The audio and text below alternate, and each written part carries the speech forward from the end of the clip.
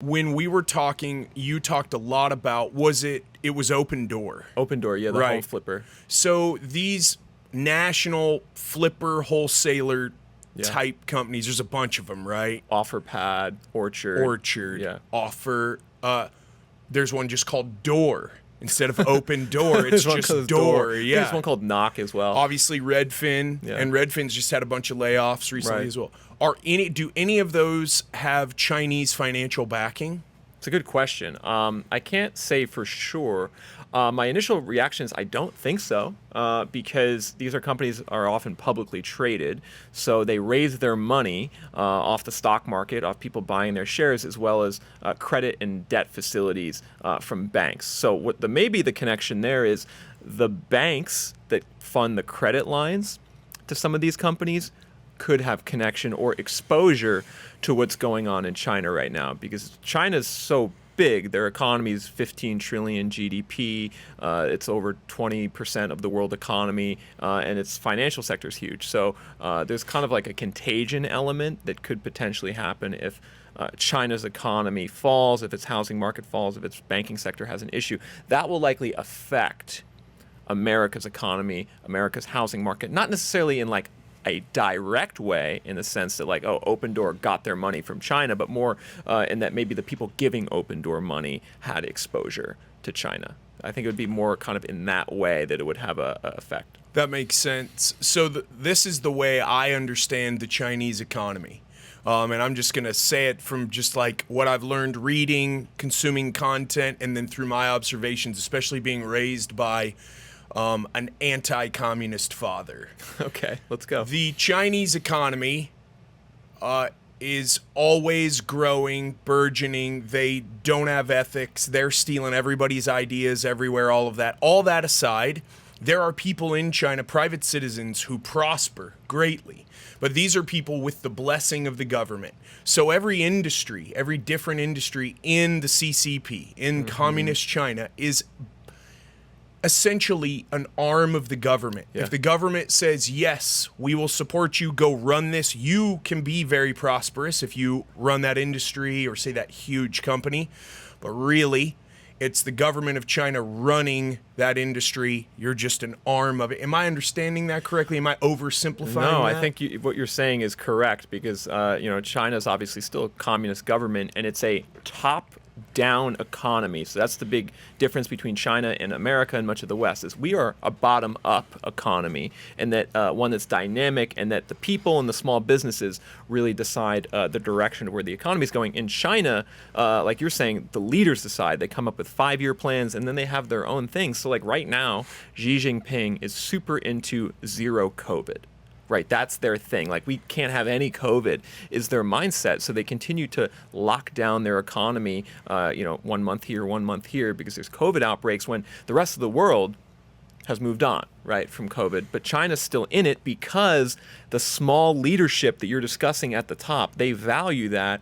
So the rest of the country is at the whim of what that small section of leadership does. And ultimately, that's why I think, despite the concerns of China, taking over America, I don't think that's going to happen, because that type of top-down, authoritarian-run government and economy is not going to be prosperous in the long run.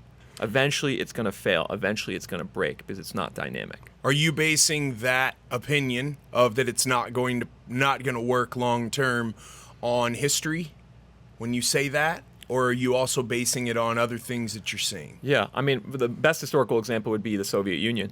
I mean, right? Like 60s, 70s, they were, competing with America, right? But then it became very obvious the longer that went on that they weren't going to be able to compete with America, and they imploded on themselves. China is going to have the same issue into the future, especially because its demographics are terrible. I mean, so right now, or in the next couple of years, projections from the UN and other sources show that China's population will start declining. It's actually going to start going down. And the UN projections say in the next 50 years, it's going to go down by 30%. So think about what that means in terms of your economic size and growth. If your population starts to go down, by 10% in 20 years, 20% in 40 years, the size of your economy and your influence in the world is also going to go down. Well, so will the size of your armies. That's true. Exactly. The size of everything. And what's causing this? Is this down to the?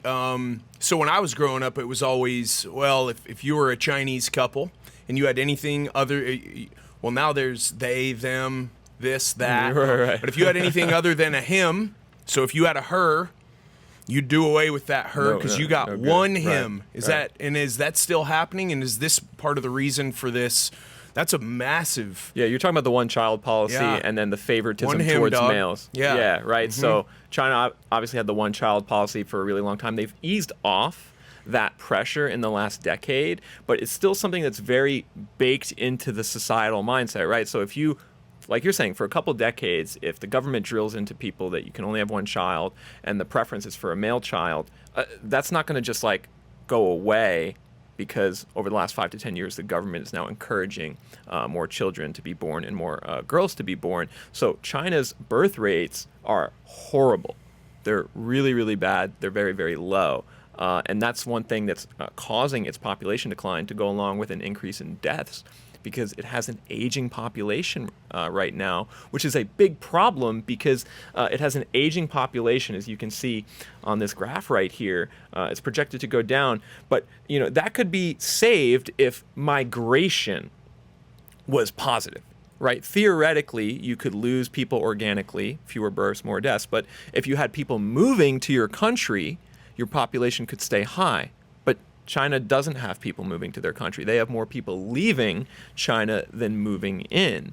And so it's that combination of outbound migration with declining birth rates that's going to mean that China is in big trouble, both economically and demographically, in the short term and the long term. More leaving than arriving, and is that just due to the fact that there's so much government everywhere? No one wants to move there because it's just such a drag to live there. Obviously, a gross, overly simplified way to put it, but is that why? I think so. So I had a friend that lived in Shanghai for a couple of years, and he actually really enjoyed it. Shanghai is an international city. He said it's like, obviously it's a specific culture, but you can get on there, if, you speak English and, that's what you do. But the issue is that more broadly, China is very into its culture. Right? And I'm not saying that's a bad thing, to be really into your culture, but that's not necessarily attractive to people moving to the country. So like in America, what makes America attractive for immigrants is that it's a melting pot.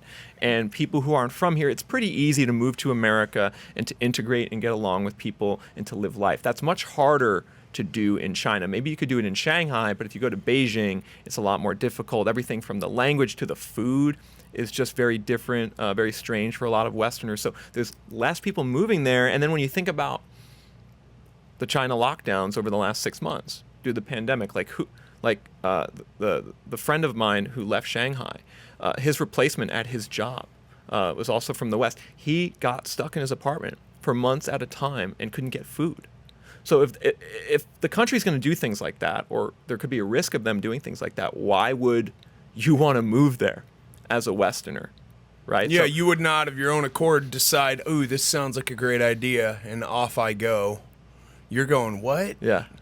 And I got to ask permission to do what? Exactly. And I have to have only one kid, what? And I can only have a boy, what? Or even if that's softened up, just like you said, this very, very stringent adherence to culture, tradition, and doesn't seem like much flexibility. So it's not they're not attracting the best and the brightest. No, and if anything, they're sending their best and the brightest to America, right? Because they every year they send, I don't know the exact numbers, but I think it's tens of thousands, if not hundreds of thousands, of students to American universities on education visas who study in America, and many of them stay in America. So they often, not only do they not get our best and brightest, they send their best and brightest to the U.S.